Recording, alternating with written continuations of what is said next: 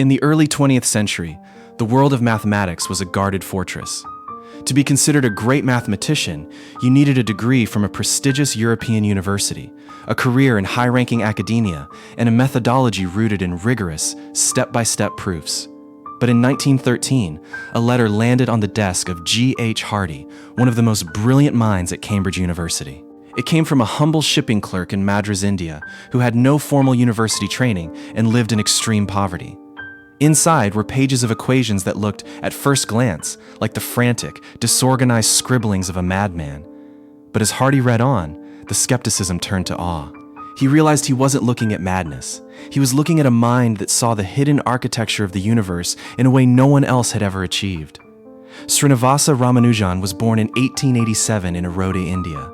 His life was defined by an all-consuming obsession with numbers and a backdrop of immense struggle. As a child, he was a prodigy, mastering advanced trigonometry by the age of 12. He didn't learn in a high-tech lab. He taught himself from a dry 1880 textbook titled A Synopsis of Elementary Results in Pure and Applied Mathematics. It was merely a list of thousands of theorems with almost zero explanation of how to prove them. While most students found it impossibly difficult, Ramanujan treated it as a sacred text. He didn't just solve the problems. He began to derive original theorems of his own, filling slate after slate with complex patterns. His devotion was absolute, almost to a fault. He failed his college exams multiple times because he refused to study anything but mathematics, leading to the loss of his scholarship and a descent into deep poverty. He spent years living on the margins, often unable to afford paper, writing his findings on loose scraps or discarded ledger books. During these years of isolation, he was secretly building a mathematical empire. He famously attributed his insights to his family goddess Namagiri, claiming she whispered mathematical truths to him in his dreams, allowing him to visualize equations as if they were dancing in front of his eyes. After years of drifting, Ramanujan finally reached out to the giants of the mathematical world. Most ignored him, viewing an unknown clerk from India as a curiosity. But G.H. Hardy, a man who prided himself on his own mathematical rigor, saw the brilliance in Ramanujan's raw intuition. Hardy brought him to Cambridge in 1914, sparking one of the most famous and unusual collaborations in history. Their meeting was a total culture shock. Hardy was an atheist, a man of cold, hard logic who demanded a formal, logical proof for every claim. Ramanujan, conversely, just knew the answer, often without knowing how he arrived there. To Ramanujan, a formula was meaningless unless it was an expression of the mind of God. To Hardy, it was meaningless until it was backed by an ironclad, terrestrial proof. They were an unlikely pair. Hardy famously described the experience of working with him as the one romantic incident of my life. One story captures their dynamic perfectly. Hardy was visiting Ramanujan in the hospital and commented that he had arrived in a taxi with the number 1729, a dull number, he called it. Ramanujan immediately fired back. No, it's a very interesting number. It's the smallest number expressible as the sum of two cubes in two different ways. It is moments like these that define their bond. Hardy, the teacher trying to ground him in logic, and Ramanujan, the visionary showing him a world of numbers that seemed to exist beyond human reasoning.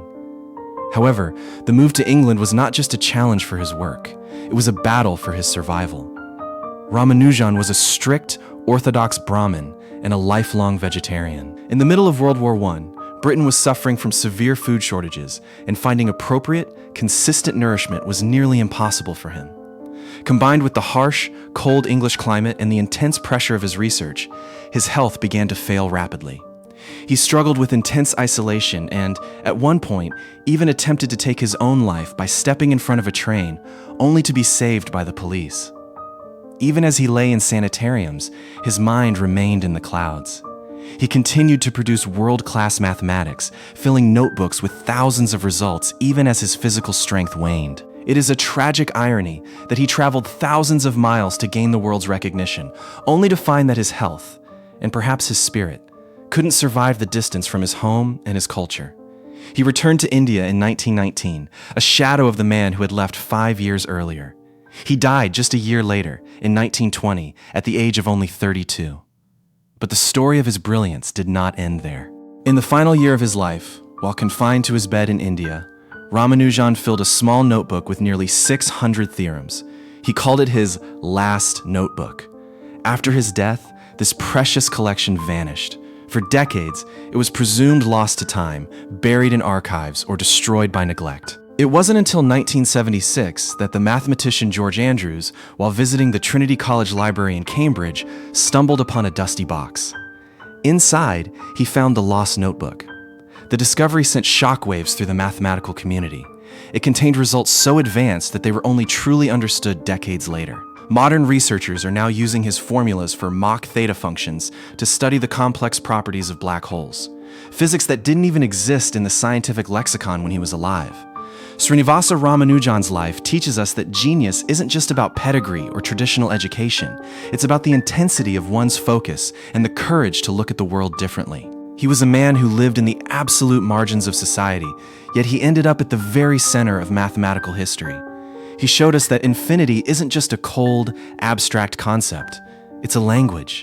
And for one brief, brilliant moment, he was the man who spoke it more fluently than anyone else who has ever lived. His legacy reminds us that even when the world ignores you, if you possess a truth deep enough, the light of that discovery will eventually find its way through the darkness and into the halls of history.